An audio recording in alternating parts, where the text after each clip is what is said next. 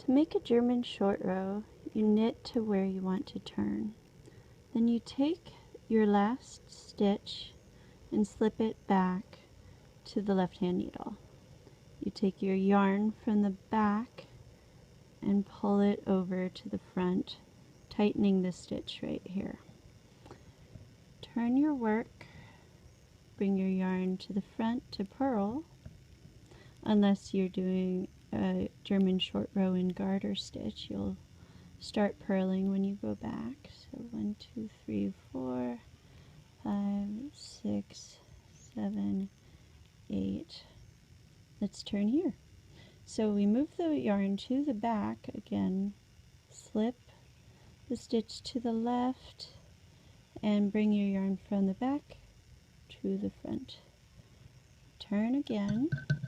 We're going to knit to the tightened stitch and tighten the stitch just before it. 6, 7, 8. So here's our tightened stitch right here. We're going to tighten this stitch by slipping it to the left, bringing the yarn over to the front, and turning. We'll do it on the purl side again. So purl to the tightened stitch, or wherever the pattern specifies. It might say to a marker or something. So purl to there, bring your yarn to the back, slip it to the left, and pull your yarn over, tightening the stitch.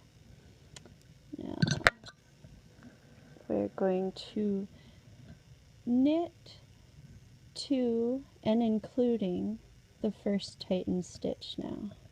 I'll show you how to do that. 4, 5, and here's our first tightened stitch. We'll knit that by sliding our needle under, making kind of an X. Just knit it as if it were a stitch, a normal stitch. And we're going to knit this as well, but we're going to tighten this stitch. In one of my patterns, it involves tightening an already tightened stitch, which results in something that looks kind of funky. So we're going to do that again on the purl side.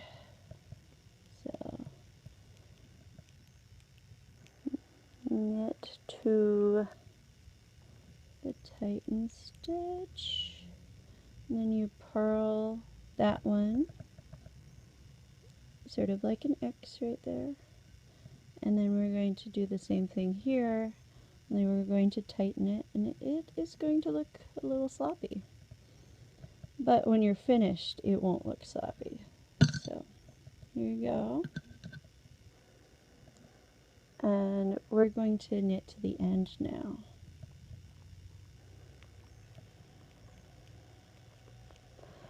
Yeah, I love these German short rows because they really create a seamless way to knit without the wrap and turns. See how they look?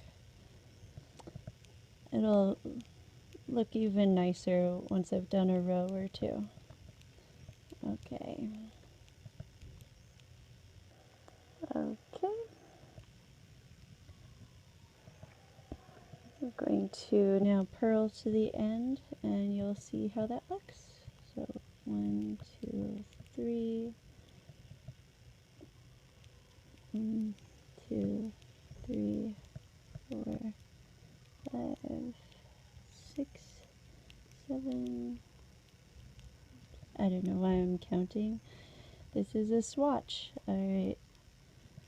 So, as you can see, these tightened stitches that I knit and purled, they don't really look too funky on the wrong side as well as on the right side. Now here's what I'm talking about when I talk about funky. We're going to purl that. Well, we're going to try to get all those strands of yarn in, purl it, and then continue to the end. And I'll show you how the right side looks. As you can see, the wrong side looks quite nice and smooth. And here we go. Alright, your finished section is right here. And it looks, you know, normally you wouldn't place them so close together unless you were doing a sock that way. But yeah, it looks kind of nice. Kind of seamless, and that's how you do German short rows.